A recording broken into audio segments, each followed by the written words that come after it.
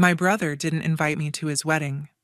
I didn't get a save the date, a text, not even a pity phone call. I'm Jenna, I'm 28. And according to my family, I'm the disappointment they were desperate to crop out of their perfect pictures. The night it all exploded, we were supposed to be talking about cake flavors and guest lists.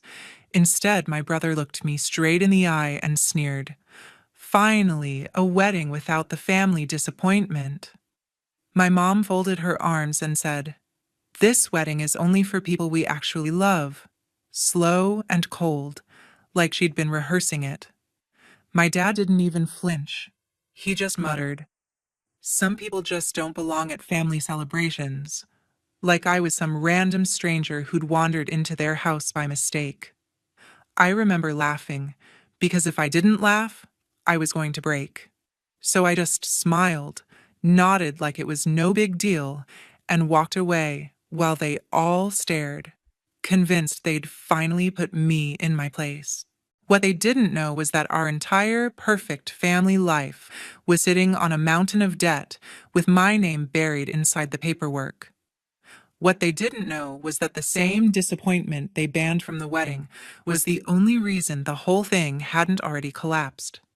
By the time the bank finally called in what they were owed and the venue pulled the plug, it was too late.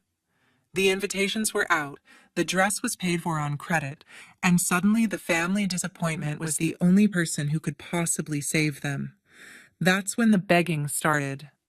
Before I tell you exactly what he said, what I did with the debt they tried to dump on me, and what happened after I walked out, tell me, what time is it for you right now?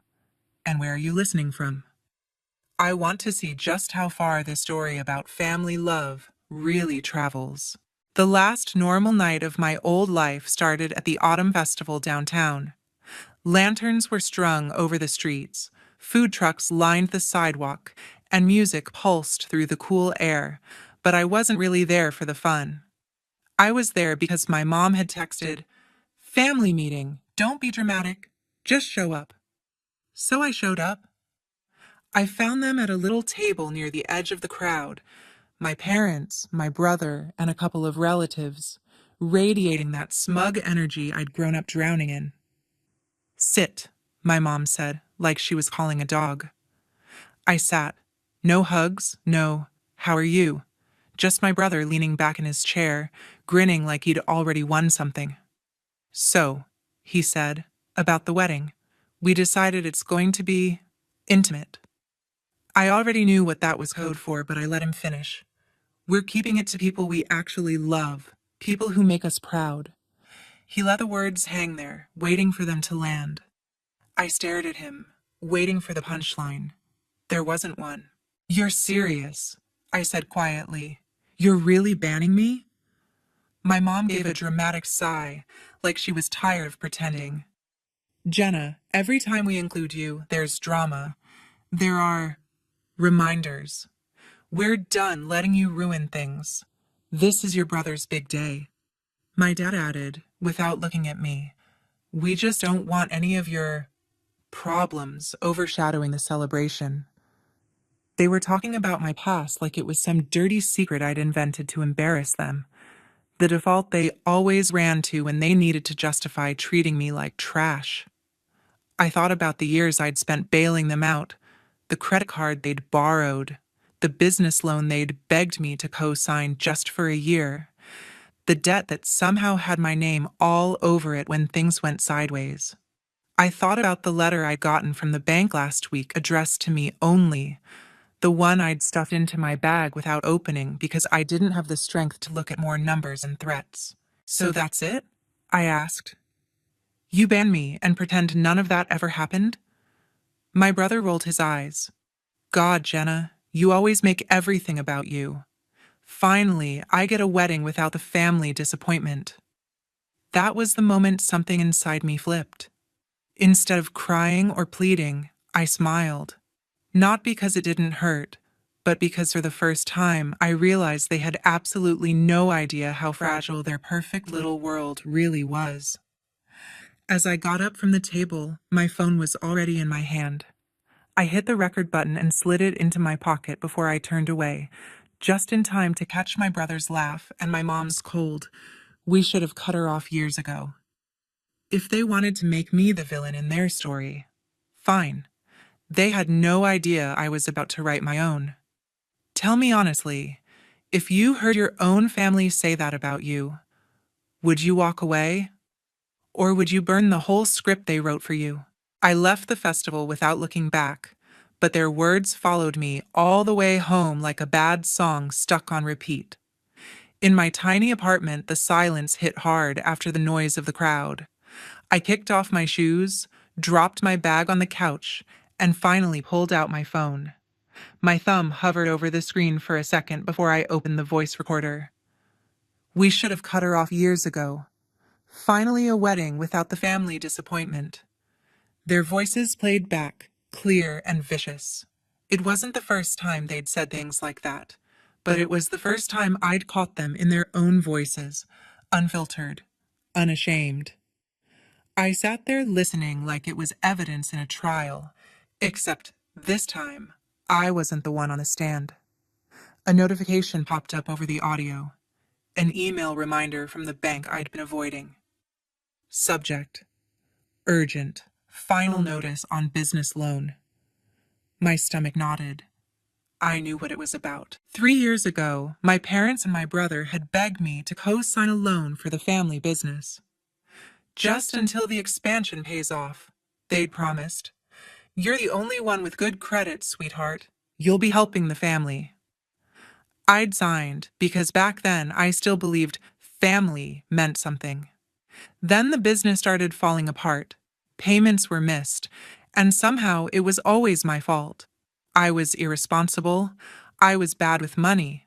I was the reason everything was so stressful. Meanwhile, they kept the car, the house, the vacations, and I got the calls from the bank. That night, still stinging from what they'd said at the festival, I finally opened the email. My full name glared at me from the screen, tied to a balance so big it made my pulse spike. They were behind again. The bank wanted a plan. They wanted someone responsible. They wanted me. I scrolled down and saw something that made my blood run cold and hot at the same time. A line about options to remove or substitute a cosigner in the event of documented misuse or misrepresentation. I read it 3 times. Documented misuse, misrepresentation, evidence. I looked at my phone, at the recording still open. I thought about all the times they'd made me feel crazy for even suggesting they'd taken advantage of me. Maybe this was my chance to stop being their walking safety net. My fingers shook slightly as I opened a new email to the bank. I attached the recording and typed slowly, choosing each word like it was a weapon and a shield at the same time. I didn't accuse them of crimes or scream in all caps. I just laid out the facts. I had co-signed in good faith.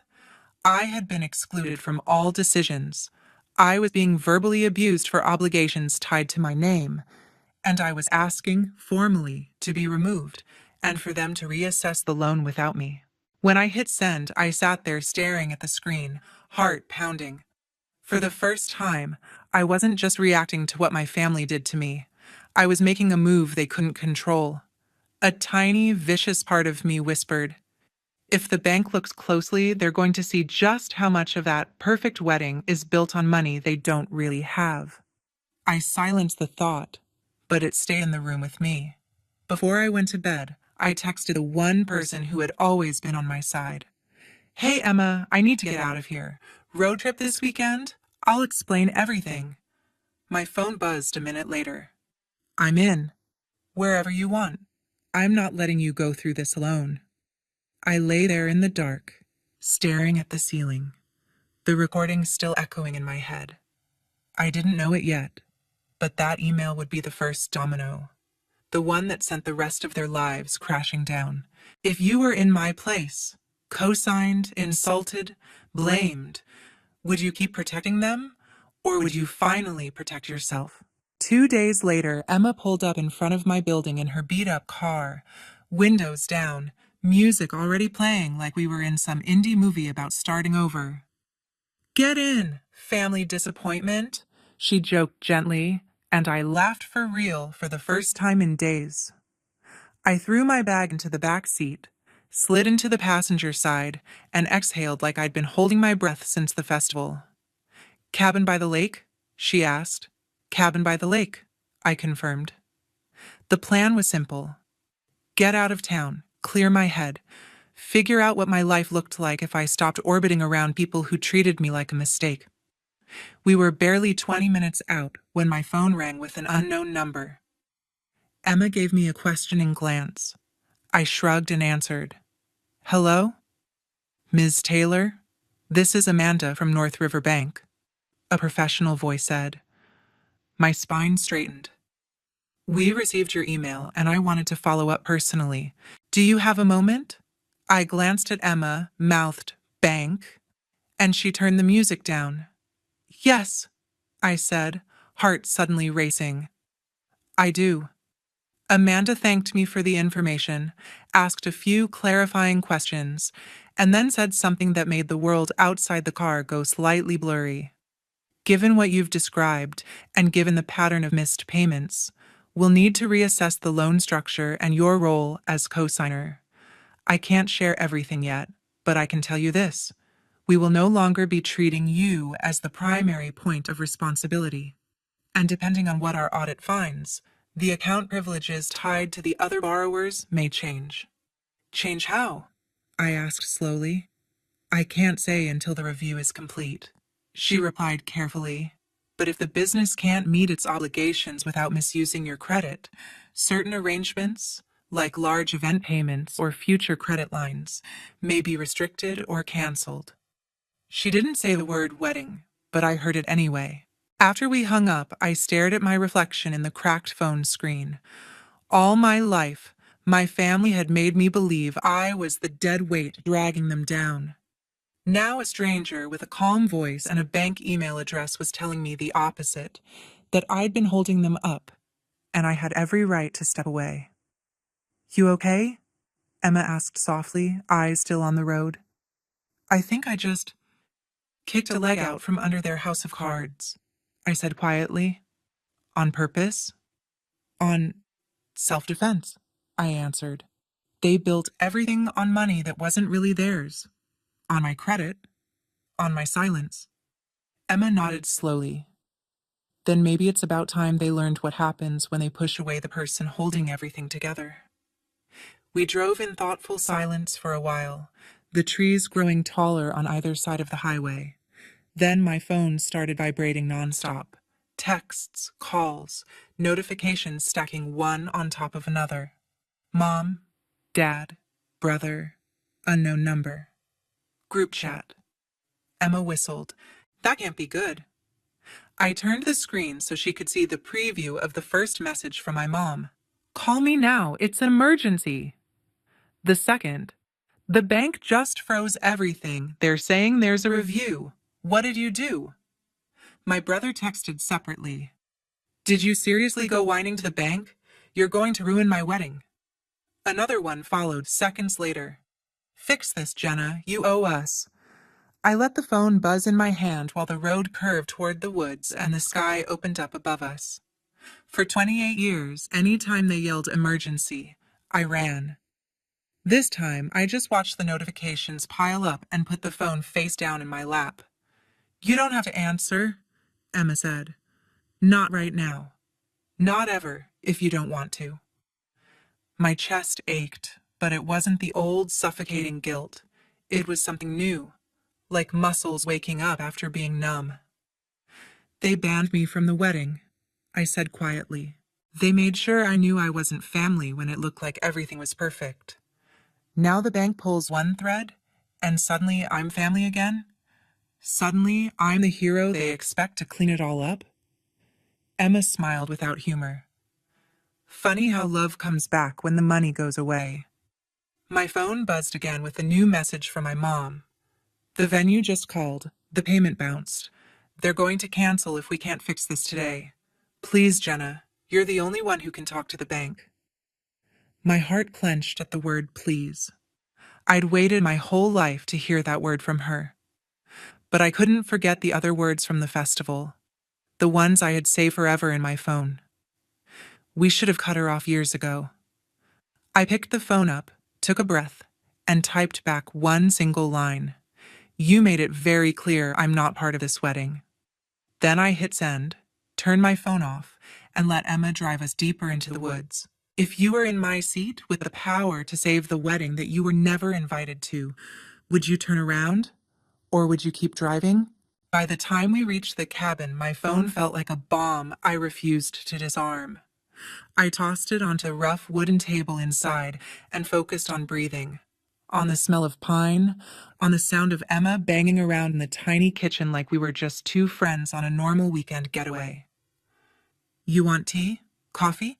Something stronger? She called out. Surprise me, I answered, sinking onto the couch. I could feel the pressure building behind the quiet, the messages I hadn't read, the calls I hadn't answered, the life I'd just stepped away from. After a while, curiosity won. I turned the phone back on and watched the notifications flood in. Dozens of missed calls, voicemails, a waterfall of texts. The family group chat that used to send pictures of holidays I wasn't invited to was suddenly full of panic. Mom, the bank says the cosigner requested a review. Why would you do that? Dad, we know you're upset, but this is bigger than your feelings. Call me. Brother, the venue just canceled. Do you get that? They canceled my wedding date because of you. Another message from my brother hit harder. You think this makes you powerful? It just proves you're exactly what we said you are, a disappointment and a selfish little... I didn't open the rest. Emma sat down next to me and slid a mug into my hands. Okay, she said gently. What's the damage? I handed her the phone, open to the chat. She scrolled, eyebrows climbing higher with each message. Wow, she muttered. They go from, you're nothing to us, to, you're the only one who can save us pretty fast. That's the part that messes me up, I admitted. They're begging, but the words are still knives. It's like they can't ask for help without cutting me at the same time. She passed the phone back. Because they don't see you as a person, she said simply. You're a tool, a credit score, a scapegoat. And tools are supposed to work when you pick them up. I swallowed hard. I keep thinking, if I help them fix this, maybe they'll finally see me. Maybe they'll finally say they're sorry. Emma gave me a look I'd seen 100 times, the one that said she understood exactly why I was thinking it, and exactly why it was dangerous. They had their chance to see you, she said quietly, at the festival, in your face. And they chose cruelty. Now they're not seeking you. They're seeking what you can do for them. The phone buzzed again with a new voicemail notification. I put it on speaker. My mom's voice filled the room, brittle and shaking. Jenna, this is your mother. I don't know what you told the bank, but they're reviewing everything and they froze the wedding account. The venue is threatening to sue. The caterer wants their deposit. Your brother is devastated. Do you understand what you've done? We need you to call that woman back and tell her it was a misunderstanding. You can fix this. You owe this family at least that much after everything. Then softer. Please, honey, don't do this to us. Emma met my eyes when it ended. That please wasn't for you, she said. It was for the money. I wanted to argue, but the truth sat there between us, heavy and obvious. If I don't fix it, I murmured, they'll lose everything. The wedding, the business, maybe even the house. If you do fix it, Emma countered, you'll stay chained to their mess. And they'll keep treating you like trash because there's no reason not to. They get the benefits with none of the consequences. I stared out the window at the trees swaying outside. So what? I just watch them fall apart? After I've spent my whole life trying to keep them standing? No, Emma said gently. You stop pretending you're the one holding up the sky. You give it back to them. Let them feel the weight of what they built. I thought about the little girl version of me who used to sit on the stairs listening to my parents fight about money, promising herself she'd grow up and fix everything. I thought about the teenager who worked extra shifts to help pay bills that somehow never disappeared. I thought about the 20-something who co-signed a loan because she thought helping and being loved were the same thing. Maybe, I whispered, more to myself than to Emma. The real revenge isn't doing something awful back. Maybe it's just refusing to save people who would gladly watch me drown. Emma smiled sadly. Exactly. I turned my phone off again and set its screen down on the table, like I was setting down a weapon I was finally done using against myself. I'm not calling the bank back, I said. I'm not fixing this. My chest hurt, but underneath the pain there was something steadier. A quiet, solid relief. If they want a life without the family disappointment, they can have it. All of it. Including the bills. Would you be able to do that? To finally put your oxygen mask on first while the people who taught you to suffocate scream your name? The next morning, the cabin was wrapped in fog.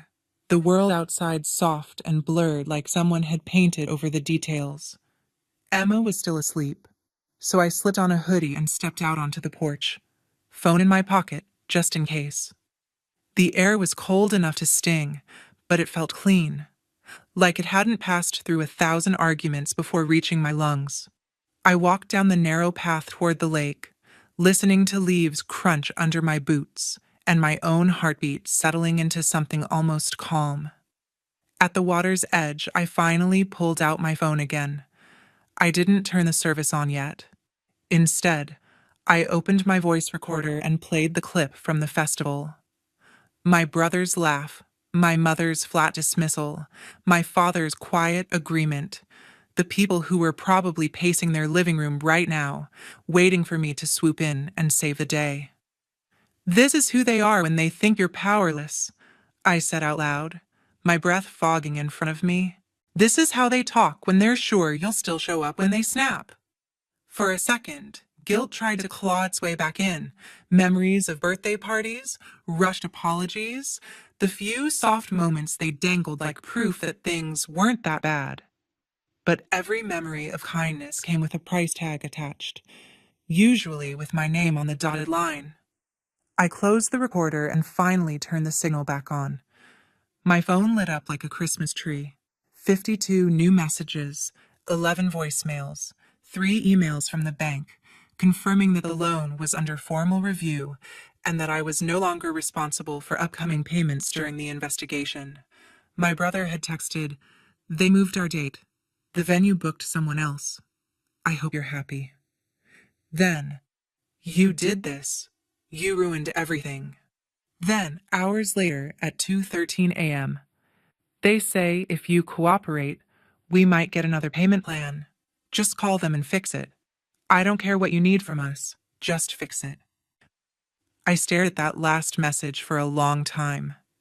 It was the first time he'd admitted needing anything from me without pretending it was my duty. "I don't care what you need from us," was as close to bargaining as he'd ever gotten. For a moment, I imagined answering, a list of conditions, boundaries, real apologies, therapy, my name wiped clean from every loan, a public acknowledgement that I had been used and lied about. But I knew them. They'd agree to anything with their backs against the wall, then rewrite history as soon as they could breathe again. If I saved them now, my revenge would vanish the second they stood back up. I opened a new group message to my parents and my brother. My fingers hovered over the keyboard. When I finally started typing, it was like something inside me clicked into place. "I read your messages.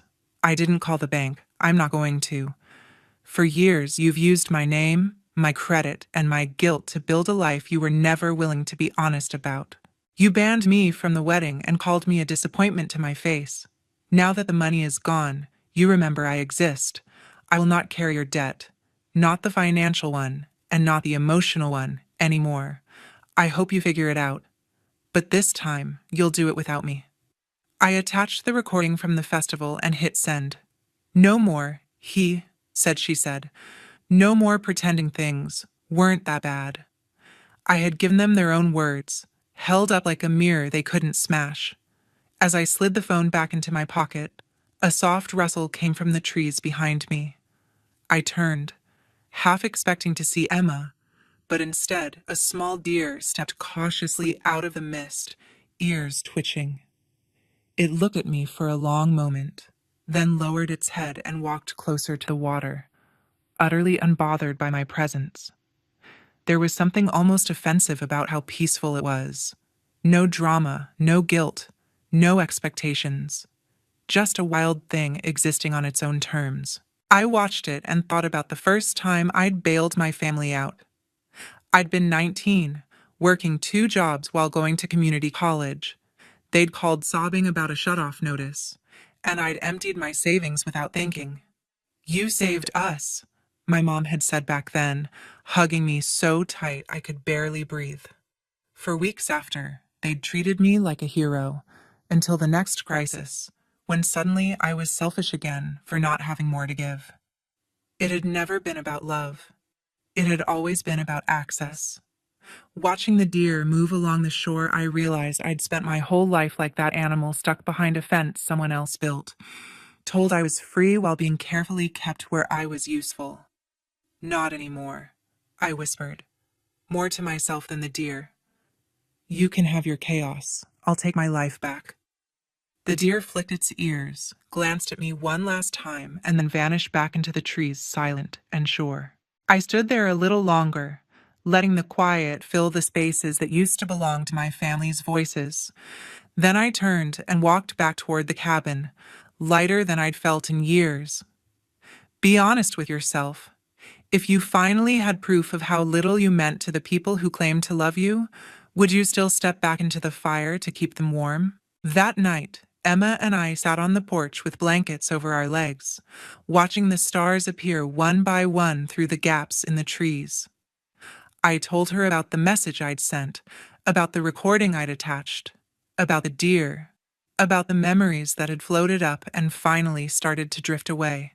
She listened without interrupting, just nodding, occasionally squeezing my shoulder like she was anchoring me to this new reality. "So that's it?" she asked softly when I finished. "You're done?" I thought about the word done. It sounded final, like slamming a door and never looking back. The truth was messier. "I'm done being their backup plan," I said slowly. "I'm done letting them decide what I owe them. If they ever want a relationship with me, it's going to be on new terms. But fixing this, saving their wedding, carrying their debt, yeah, I'm done with that." My phone buzzed again. I almost ignored it, but something made me look. It was an email from the bank. "Following our review, we have determined that you will be formally removed as cosigner from the referenced loan. You bear no further responsibility for this debt. Please find attached the updated agreement." I stared at the words until they blurred. For the first time since I'd signed that stupid paper, my future didn't have a dollar amount hanging over its head. "Well?" Emma asked. I handed her the phone, and she read the email out loud. A grin slowly spread across her face. "Jenna," she said, laughing, "you're free." Free. The word hit me harder than any insult my family had ever thrown. Without the debt, a lot of their power vanished. They couldn't threaten my credit. They couldn't guilt-trip me with, "We'll all go under, and it'll be your fault." They could still throw words, but they'd bounce off a lot easier without numbers attached. Over the next few days, more news trickled in through messages I skimmed but didn't answer. The business couldn't secure a new loan without my name. The bank froze certain accounts.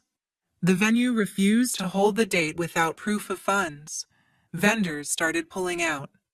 My brother's perfect wedding fell apart piece by piece, not because I attacked them, but because for once I stepped out of the way and let gravity do its job. One text from a cousin I barely knew almost made me laugh out loud. "Girl, whatever you did, they are freaking out. Honestly, they had it coming." There was gossip, of course. Extended family members whispering about mismanaged money and treating Jenna like trash. For years, my parents had controlled the narrative, painting me as unstable, dramatic, ungrateful. Now their own behavior was leaking out. Not because I went on some revenge rampage, but because people were watching the fallout and connecting the dots. A week later, my brother finally sent a message that didn't have anger in every line. "They told me you're off the loan," he wrote. "The bank said you were within your rights. So, congratulations, I guess. Must feel good." Then, after a long pause, "I shouldn't have said what I said at the festival. I was stressed. I didn't mean it like that." The old me would have grabbed onto that tiny scrap of apology like it was a lifeline. The new me saw it for what it was: damage control, not repentance. I typed back, "You meant it exactly like that. You just didn't expect consequences." I watched the little typing os bubble appear and disappear a few times. Then, "So that's it? You're just going to leave us to drown?" Another message. "People are talking. They think we used you. They think we're monsters." And finally, "If you'd just helped quietly like you always do, none of this would have happened." I took a deep breath and replied, "If you'd treated me like family instead of a walking solution, none of this would have happened either." Then I muted the conversation. No more late-night guilt bombs lighting up my screen. No more being dragged back into a story I was finally rewriting. A month later, I signed a lease on a new apartment in a different town, closer to a job that had nothing to do with the family business and everything to do with my own skills. I started budgeting for things I actually wanted: courses, travel, a life beyond crisis management. On a quiet evening, I sat at my new kitchen table, opened my laptop, and started typing out the full story, not just for myself, but for anyone who'd ever been told they were the problem for noticing the truth. I didn't name names. I didn't need to. I just talked about debt, about boundaries, about what it costs to stop saving people who were happy to watch you burn. I posted it anonymously at first, then under my own name when I realized I wasn't ashamed anymore. The messages that came in after that weren't from my family. They were from strangers. People who had co-signed, been used, been blamed, been cut out. People saying, "I thought I was the only one." My family never publicly acknowledged the story, but I know they saw it. A distant aunt sent a single line, "Proud of you for telling the truth." That was more validation than I'd ever gotten from the people whose last name I share. Do I forgive them? Some days, a little. Some days, not at all. Healing isn't a straight line, but I can tell you this: I don't miss the version of myself that would have crawled back just to sit in the last row of a wedding I was never really welcome at. My brother banned me from his wedding. My parents called me a disappointment and cut me out of their special day. When debt finally canceled the whole fantasy, they came running, begging me to fix it. I didn't. I let their choices catch up to them.